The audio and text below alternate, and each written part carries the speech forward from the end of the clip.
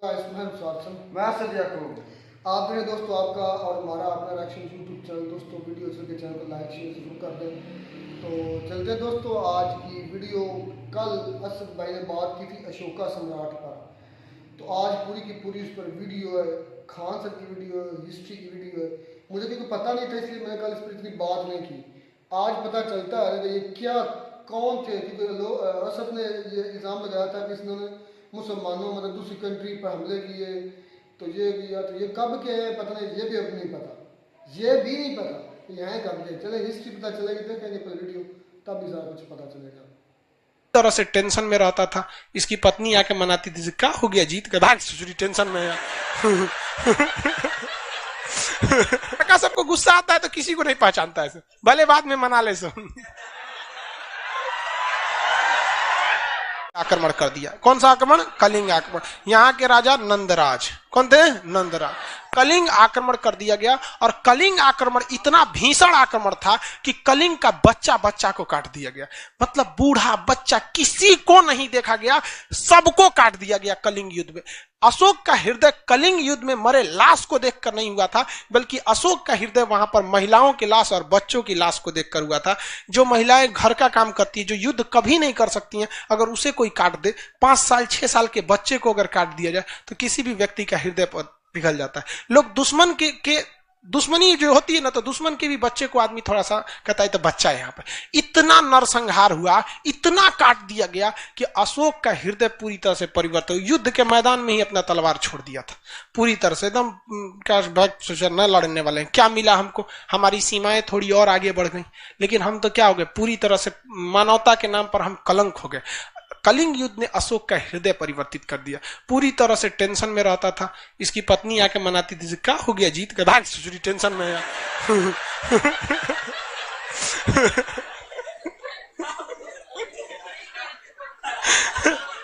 वो बेचारा अपनी टेंशन में आकर खाना खा लीजिए, नाश्ता कर ले, अरे बेचारा वो इतना टेंशन में, उतना आदमी को काट के आया है, वो पे दिमाग नोचे तो झाड़ दिया, भाग यहाँ तो कारू बाकी करिए, हमरो झाड़ दीजिएगा। तो कहते तू स्पेशल है, निकल यहाँ से। स्पेशल लड़का सबको गुस्सा आता है तो किसी को नहीं पहचानता है, भले बाद में मना ले सो।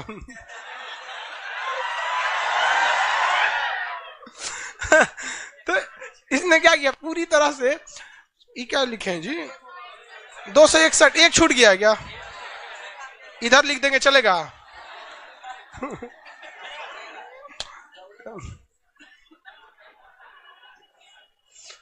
एक छूट गया था वहां। तो 261 ईसा पूर्व में क्या हो गया था भाई, कलिंग युद्ध गया। कलिंग युद्ध के बाद इनका क्या हो गया, हृदय परिवर्तित हो गया। जब भी आप कोई चीज एक्सट्रीम हो जाता है ना, एक्सट्रीम लेवल पे चल जाएंगे ना, तो फिर आपको दिमाग मतलब वहां से क्या होने लगता है, भागने लगता है। आप भी खूब ज्यादा पढ़ने लगिएगा, एक वक्त आएगा कहेंगे यार कितना पढ़े आदमी। हर काम से एक एक्सट्रीम लेवल आता है। इसने भी युद्ध छोड़ने की ठान लिया, तो इसको लगा कि भैया अब हम ये दूसरा धर्म अपनाने के लिए। तो इसका भतीजा था जिसका नाम था निग्रोथ। भतीजा का नाम क्या था, निग्रोथ। निग्रोथ जो था वो बहुत शांत रहता था और उसको कोई टेंशन नहीं रहता था। तो ये निग्रोथ से बड़ा प्रेरित था, भतीजा से। कहता था तुम इतना शांत कैसे रहता है, तो कहा कि हम बौद्ध धर्म अपनाते हैं। बौद्ध धर्म में अष्टांगिक मार्ग पर चलिए, मारधार मत करिए, 10 सील का पालन कीजिए। यहाँ पर जो 3 उनके उपदेश दिए गए हैं उनको ध्यान दीजिए। सत पिटक, विनय पिटक, अभिनव पिटक, इस सबको पढ़िए, ठीक रहेगा। तो महात्मा बुद्ध ने पूछा कि महात्मा बुद्ध करे, अशोक ने पूछा कि क्या है बौद्ध धर्म। कहा देखिए हम कोई बौद्ध धर्म के बहुत बड़े पुरोहित तो है नहीं, पुरोहित नहीं है हम। एक काम कीजिए, आपको हम एक गुरु के पास ले जाते हैं। तो अशोक को बौद्ध धर्म की प्रेरणा क्या मिली, प्रेरणा किसने दिया, निग्रोथ। प्रेरणा किससे मिला, निग्रोथ। ये उनका क्या था, भतीजा था। लेकिन बौद्ध धर्म की शिक्षा किससे मिली, उपगुप्त। बौद्ध धर्म की शिक्षा किससे मिली थी, बौद्ध धर्म की शिक्षा किसने दिया था, उपगुप्त ने। तो अशोक को बौद्ध धर्म की शिक्षा किसने दिया, उपगुप्त ने दिया। इसके बाद अशोक कौन सा धर्म अपना लिया, बौद्ध धर्म। अशोक ने कौन सा धर्म अपना लिया, बौद्ध धर्म। लेकिन अशोक दूसरे धर्मों को हमेशा इज्जत की भाव से देखता था और कहा कि मेरा धर्म बौद्ध धर्म है, लेकिन मेरी जनता का धर्म बौद्ध धर्म नहीं है। जनता स्वतंत्र है वो अपने धर्म को मानने के लिए। वो सामूहिक जगहों पर कभी भी बौद्ध धर्म की मतलब ऐसा जबरदस्ती नहीं करता था। अशोक ने अपने बेटा महेंद्र और बेटी संघमित्रा, अशोक ने अपने बेटा महेंद्र और बेटी संघमित्रा को कहां भेजा था? श्रीलंका। तो बेटा महेंद्र और बेटी संघमित्रा श्रीलंका गई और इससे प्रभावित होकर श्रीलंका के सिंघली वंश के शासकों ने बौद्ध धर्म को अपना लिया और आज भी श्रीलंका में बौद्ध धर्म की ही अधिकता है। अशोक ने जितना बौद्ध धर्म को फैलाया उसने दूसरा किसी ने नहीं फैलाया था। अशोक ने बौद्ध धर्म को बहुत शालीनता से फैलाया, कोई जोर जबरदस्ती करके नहीं फैलाया था। अशोक जगह जगह पे संदेश देता था कि लोगों को अत्याचार न किया जाए और अशोक ने यह प्रण ले लिया जब बौद्ध धर्म अपनाया कि आज के बाद वो कभी भी हथियार नहीं उठाएगा। लेकिन अशोक के डर इतना ज्यादा था लोगों में, जब तक अशोक जिंदा था किसी की औकात नहीं थी वो कुछ कर सके, क्योंकि उनको पता था इन हाथों ने केवल हथियार छोड़े हैं, चलाना नहीं भूला। किसी दिन अगर उठ गया तो फिर सबको साफ कर देगा यहाँ पे, क्योंकि लोगों ने इसे देखा था कश्मीर को निपटाते हुए, कलिंग का फाइल निपटाते हुए, इतना बुरा मारा जिसका कोई हद नहीं। लेकिन जब अशोक मरा था तो इसी के सिंहासन को लोगों ने उखाड़ फेंका था और इसके बाद कई वंशों की स्थापना होगी। तो अशोक ने अपने बेटा बेटी को कहां भेजा भैया? श्रीलंका में भेजा था, श्रीलंका में। और भारत में अशोक ने इवन भारत के अलग अलग जगहों पे अशोक ने सोचा कि बौद्ध धर्म का क्या किया जाए? प्रचार किया जाए। तो बौद्ध धर्म के प्रचार के लिए अशोक के समय कौन सी बौद्ध संगीति की स्थापना हुई? कौथी बौद्ध संगीति हुई थी? तीसरी बौद्ध संगीति कहां हुई? पाटलिपुत्र में। किसके देखरेख में? अशोक के देख। अशोक के समय में बौद्ध धर्म की तीसरी बौद्ध संगीति हुई। अशोक ने ईरान के शासक डेरियस, जो हखमनी वंश का था, ईरान का शासक का नाम क्या था?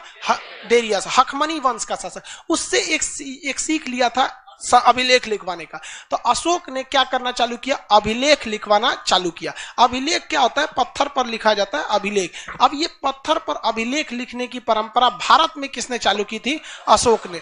अशोक बहुत ही विद्वान व्यक्ति था। वो जब भी शिलालेख को लिखवाता था तो उसमें एक चीज की ध्यान रखता था कि भाषा का ध्यान रखना है। अब बताइए, हम ही को अगर शिलालेख लिखना है या स्तंभ लिखना, बंगाल में लिखना है, वहां हिंदी में लिख देंगे तो बंगाल के लोग समझेंगे? हिंदी समझ जाते हो बंगाली? हम पढ़ने में दिक्कत होता है, ऐसे बोलते हैं तो समझ जाते हैं। वो होता ही है। जैसे आप लोग को भी देखिए ना, उर्दू तो समझ जाते हैं। हम बोलेंगे पानी पी लीजिए, बैठ जाइए, वो ये सब तो क्या चीज है? बैठ जाए। हिंदी बोलेंगे बिराजिए यहाँ बहुत क्लिष्ट हो जाती है हिंदी में। तो उर्दू आप भी समझ जाते हैं, लिखने थोड़े आता होगा। तो वैसे ही मतलब अलग अशोक भी समझता था कि हमको क्या करना है, ऐसे ही भाषा का प्रयोग करना है जो लोग क्या कर सके, समझ सके। अब इसमें दो चीज होती है। भाषा एक होती है आप लिख क्या रहे हैं, जैसे हिंदी एक भाषा है, इंग्लिश एक भाषा है, लेकिन दोनों भाषाओं में एक चीज कॉमन है कि दोनों बाएं से लिखा जाता है। दोनों कहां से लिखा जाता है? बाएं से। इंग्लिश भी इधर ही से लिखते हैं और हिंदी भी इधर से लिखते हैं। इस तरह उसे लिपने की कला समान है। जैसे नहीं बोलते, बचपन में आदमी राइटिंग खराब होता था तो टीचर बोलते थे कौन सी लिप दिया रे? नहीं, तो हिंदी को भी इधर से लिपते हैं, अंग्रेजी को भी इधर से लिपते हैं। तो लिपने की कला को लिपि कहते हैं। लिपने की कला को लिपि कहते हैं। तो इंग्लिश और हिंदी दोनों की लिपि कैसी है? सेम। इंग्लिश और हिंदी दोनों की लिपि कैसी? सेम है। अब अशोक ने अपने जितनी भी लिपि लिखी है वो किस लिपि में लिखी है? ब्राह्मी लिपि में। कुछ है ब्राह्मी लिपि में। किसमें लिखा है? ब्राह्मी लिपि। अशोक ने जो अभिलेख को लिखवाया है वो अलग अलग जगहों पे अलग अलग लिपि से लिखवाया है। भारत में जो लिखवाया है वो कौन सी लिपि में लिखा है? ब्राह्मी लिपि। भारत में ब्राह्मी लिपि, क्योंकि भारत में उस समय ब्राह्मी लिपि बहुत ज्यादा चल रहा था। लेकिन पाकिस्तान में खरोष्टी लिपि। किसमें चला था? खरोष्टी। तो पाकिस्तान में कौन सी लिपि में? खरोष्टी लिपि में। अब वहीं अगर आप देखेंगे अफगानिस्तान में तो आर्माइड लिपि, अफगानिस्तान में आर्माइड लिपि। और अगर ग्रीक में चले जाएंगे तो वहां पर ग्रीक लिपि। कौन सी लिखी? ग्रीक। तो ब्राह्मी, खरोष्टी, आर्माइड और ग्रीक। भारत में बोलिए तो ब्राह्मी। भारत में कौन सी लिपि? ब्राह्मी लिपि को लिखा। पाकिस्तान में खरोष्टी लिपि, अफगानिस्तान में आर्माइड लिपि और ग्रीक वगैरह में ग्रीक लिपि। अशोक का सबसे दूर अभिलेख किस देश में मिला है? ग्रीक। अभी उस जगह पर हो गया है देश जिसका नाम है तुर्की। क्या हो गया है? तुर्की। तुर्की को उस समय एशिया माइनर कहा जाता था। क्या कहा जाता है? एशिया में। तो एशिया माइनर तक इसके संदेश लिखे गए हैं और बौद्ध धर्म के प्रचार के लिए इसने क्या लिखा है? संदेश लिखा है। लेकिन ऐसा नहीं है कि इसने केवल बौद्ध धर्म का प्रचार किया। इसने आदेश दिया था कि जो मेरे मतलब राजदूत हैं या जो मेरे कर्मचारी हैं वो ब्राह्मणों को न सताएं, ब्राह्मणों को न सताए। जो ये बात बताता है कि अशोक धार्मिक रूप से सहिष्णु था। सहिष्णु का मतलब होता है सब में आस्था रखना, मतलब सबकी इज्जत करना। और एक होता है असहिष्णु। असहिष्णु मतलब हमरे सही है, बाकी मर जा ससुरा, तुम कचर के रख देंगे बाकी लोगों को यहाँ पर। तो भारत में अशोक के समय से ही धार्मिक रूप से क्या था, अशोक सहिष्णु था, यानी उस सारे धर्मों को बराबर लेकर चलता था। ग्रीक अर्माइड टोटल कितने जगह पे इसकी लिपियां मिली है भारत में, बोलिए?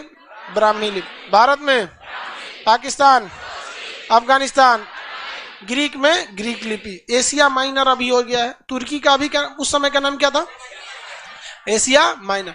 अभिलेख समझ में आ गया कि नहीं आ गया? पत्थरों पे लिख देना क्या कहलाता है, अभिलेख। छोटे से पत्थर पे लिखे हैं शिलालेख, पिलर पे लिखे हैं तो असम, दीवार पे लिख दिए हैं भित्ति लेख, गुफा में लिख दिए हैं गुफा लेख। इंग्लिश में क्या कहते हैं, एडिक्ट। क्या कहते हैं, एडिक्ट। रॉक एडिक्ट, पत्थर पे लिखे हैं तो रॉक एडिक्ट, पिलर पे लिखे हैं तो पिलर एडिक्ट, दीवार पे तो रॉक एडिक्ट, गुफा में है तो केव एडिक्ट। गुफा क्या कहते हैं, केव कहते हैं, एडिक्ट कहते हैं। अशोक ने अपने संदेश बहुत जगह भेजता था। इसने कई अधिकारियों को भी नियुक्त किया था, संदेश वाहक को नियुक्त किया था, जिसमें राजुक बहुत ही प्रसिद्ध थे। यहाँ पर अशोक ने बौद्ध धर्म के धम्म नीति को आगे बढ़ाया। बौद्ध धर्म के किस नीति को, धम्म नीति। धम्म का मतलब होता है धर्म की नीति पर चलना, धर्म की नीति पर क्या करना है, चलना है। तो इसको आगे बढ़ाने के लिए अशोक ने बहुत किया था। धम्म का मतलब या धर्म का मतलब क्या हमारे धर्म से होता है, हम लोग गलत समझ भी करते हैं। धर्म का अर्थ होता है इंसानियत, धर्म का अर्थ होता है इंसानियत, जिसके अंदर हिंदू धर्म, मुस्लिम धर्म, ये तो धर्म ही नहीं है। लोग बोलते हैं ना धर्म संकट में फंस गए, तो मतलब इंसानियत। तो उसने ऐसे लोगों को संदेश दिया और इसकी जांच के लिए कि लोग इंसानियत के रास्ते पे चल रहे हैं या नहीं चल रहे हैं, अर्थात धम्म के हिसाब से चल रहे हैं कि नहीं चल रहे हैं। इसके लिए उसने एक मंत्री नियुक्त किया। मंत्री को अमात्य बोलते हैं, क्या कहते हैं, अमात्य। तो उसने एक मंत्री नियुक्त किया, धम्म महामात्र। कौन सी अधिकारी, धम्म महामात्र। तो अशोक ने लोगों के धार्मिक जीवन को ठीक ठाक से, इंसानियत ठीक रखने के लिए कौन सी अधिकारी को नियुक्त किया, धम्म महामात्र। कौन सी अधिकारी, धम्म महामात्र। कौन सा, धम्म महा। स्त्रियों के प्रति भी अशोक की काफी ज्यादा सहानुभूति थी। स्त्रियों की बहुत ज्यादा हत्या भी हो गई थी यहाँ पर, और बाकी इनकी 4-5 गो पत्नी थी ही सब वहां पर। तो स्त्रियों की देखरेख के लिए, उनकी स्थिति को जांच करने के लिए जिस तरह आज के समय में महिला आयोग है, उस समय स्त्री महामात्र की स्थापना किया था अशोक ने। अशोक ने अपने ज्यादातर मतलब इसको संदेश को किसके माध्यम से फैला था, शिलालेख के माध्यम से फैला दिया था। अशोक ने कई अन्य भी काम किए थे, तीर्थ यात्रा कर इत्यादि को भी हटाया था अशोक। हालांकि अशोक ने कभी भी बौद्ध धर्म को किसी भी तरह का राजकीय धर्म घोषित नहीं किया। समझ में आ रहा है कि नहीं आ रहा अशोक? किसी को कंफ्यूजन नहीं ना है? क्वेश्चन पूछा जाए?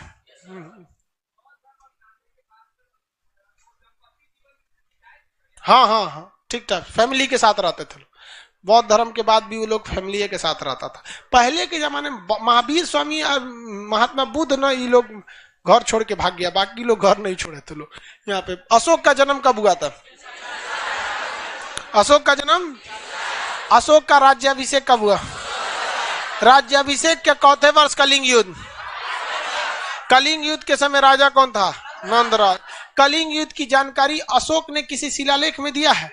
दिया। वो हम आगे पढ़ाएंगे, और अशोक के 14 शिलालेख तो उसमें ही बताएंगे। लेकिन कलिंग युद्ध की विस्तृत जानकारी ये एक अभिलेख से मिलता है, जिसका नाम है हाथी गुफा अभिलेख। ये उड़ीसा में स्थित है, हाथी गुफा अभिलेख। तो कलिंग युद्ध की जानकारी, कलिंग युद्ध की जानकारी किस अभिलेख से मिलती है? हाथी गुफा अभिलेख। विस्तृत जानकारी हाथी गुफा अभिलेख। क्या हाथी गुफा अभिलेख अशोक का है? नहीं। क्या नंदराज का है? नहीं। उड़ीसा का राजा खारबेल का, उड़ीसा का राजा खारबेल, उड़ीसा के राजा खारबेल ने अपने यहाँ हाथी गुफा अभिलेख, एक अभिलेख बनवाया जो आकार में कैसा था, हाथी के समय। तो हाथी गुफा अभिलेख बनवाया, उसमें उसने विस्तृत जानकारी दे रखी है किसके बारे में? कलिंग के बारे में, अशोक के बारे में, कि अशोक नामक राजा मगध से आकर कलिंग पर क्या किया था? आक्रमण किया, और कलिंग को भारत में क्या कर लिया गया था? मिला लिया गया था। कलिंग युद्ध के बाद अशोक ने बौद्ध धर्म को जानने के लिए, बौद्ध धर्म की प्रेरणा किसने दिया था? निग्रोध। बौद्ध धर्म की शिक्षा किसने दिया? अशोक की 5 पत्नियों में सबसे प्रिय पत्नी कारु। बाकी अशोक ने अपने बेटा और बेटी का नाम बताइए तो? संघमित्रा और महेंद्र, महेंद्र संघमित्रा कहाँ भेजा गया था? श्रीलंका। अशोक के समय कौन सी बौद्ध संगीति हुई?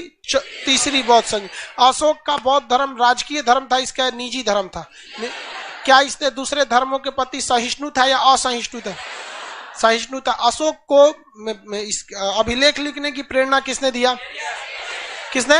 डेरियस। डेरियस कहाँ का शासक? ईरान का शासक। डेरियस ईरान का शासक। ईरान के किस वंश का शासक? हकमनी वंश का। कौन सा वंश? हकमनी वंश का शासक था। अशोक ने जनता की भाषा में कुल 4 लोकप्रिय भाषाओं में अभिलेख लिखा है। भारत में पाकिस्तान में खरोष्टी लिपि, अफगानिस्तान में और ग्रीक में। अभी के समय उस जगह का नाम तुर्की, हालांकि उसे और नाम से जानते हैं, एशिया माइनर के नाम से जानते हैं। अशोक ने जो अपने अभिलेख लिखवाए हैं, ये अशोक के जितने अभिलेख हैं, ये अभिलेख जो सबसे ज्यादा किस भाषा में है? किस? अब आप ही बताइए, सबसे बड़ा एरिया इसमें कौन दिख रहा है? भारत। तो सबसे ज्यादा किस में होंगे? ब्राह्मी।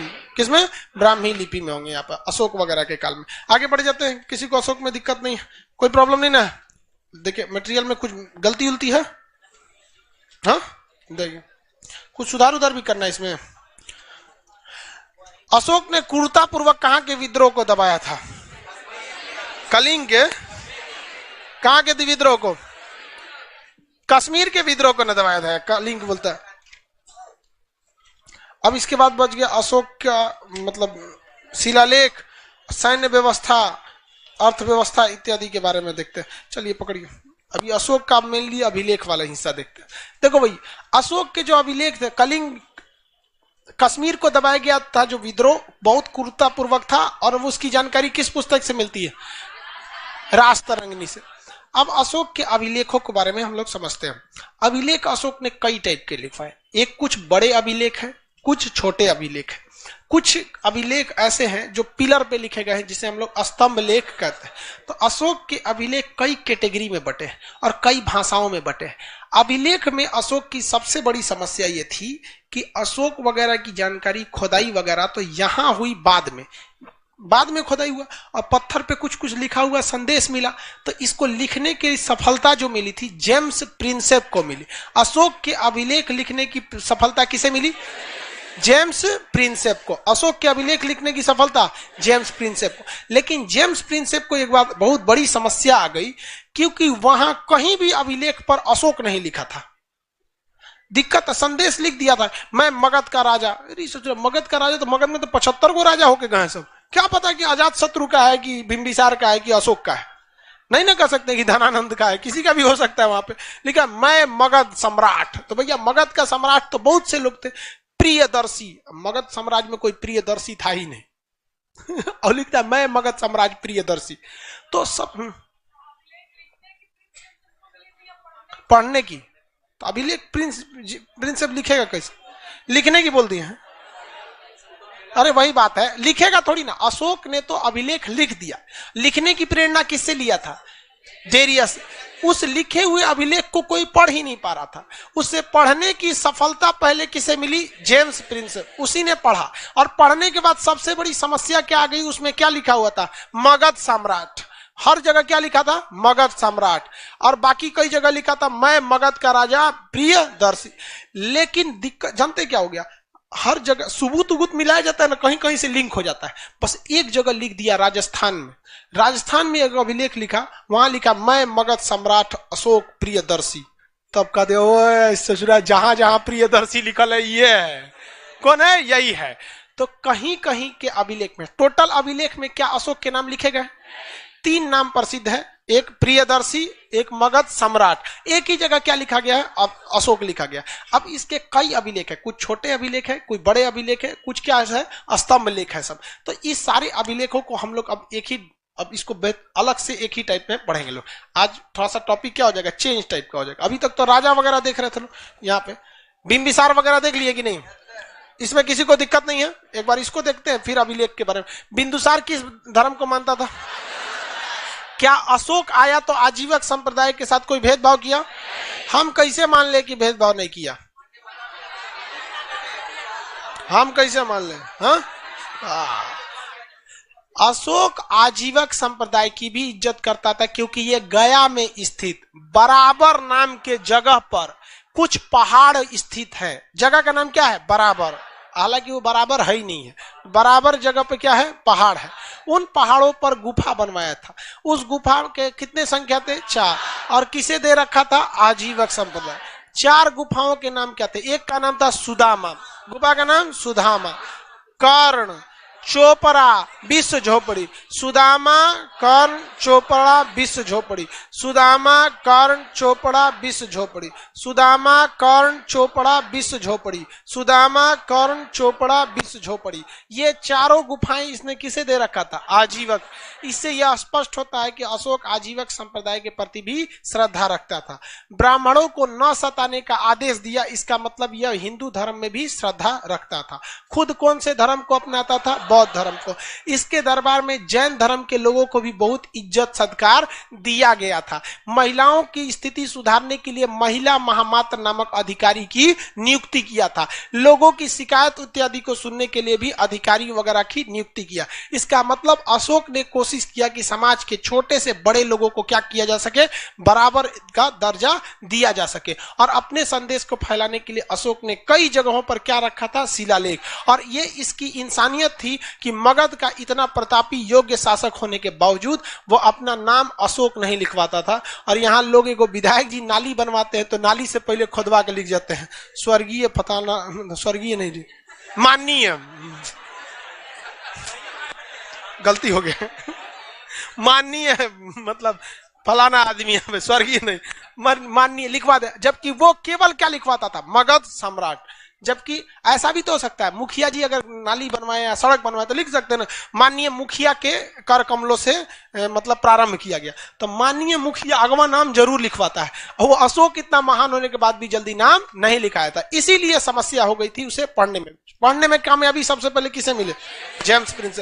अब हमें क्या पढ़ना है? अशोक के शिलालेख हो, स्तंभ लेख, छोटे लेख, बड़े लेख इत्यादि।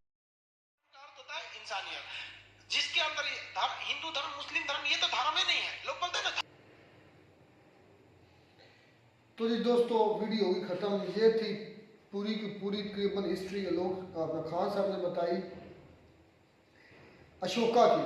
क्योंकि कल हमने एक ने वीडियो की थी, आई थिंक अलोक सर की थी, तो मुझे इनकी हिस्ट्री का पता नहीं था। अलसद ने बोला था कि ये बड़े जालिम किस्म के सम्राट अशोक, ये बड़े जालिम किस्म के थे, ये फलां करते थे, इन्होंने फलाने मुल्क पर हमला किया, फलाने पर हमला किया, अपनी जड़ें फैलाई, जोर ज़बरदस्ती किया।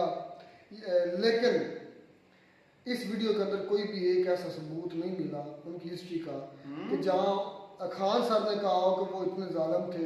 हाँ, उन्होंने कहा कि वो थे बुद्ध मत को मानने वाले, लेकिन वो तमाम मज़हब को तब तो ये हमारा मज़हब जो था ना, ज़ाहिरी तौर पर दीन इस्लाम नहीं था, क्योंकि उस वक़्त ये BC की बात नहीं, कि बिफोर क्रिश्चियन, क्योंकि हज़रत ईसा इस्लाम से भी पहले थी, ये कम अज़ कम हज़ारों साल पहले की बात। क्योंकि हज़रत ईसा और हमारे नबी पाक सल्लल्लाहु अलैहि वसल्लम का जो गैप है वो 571 साल का है, 571 ईस्वी।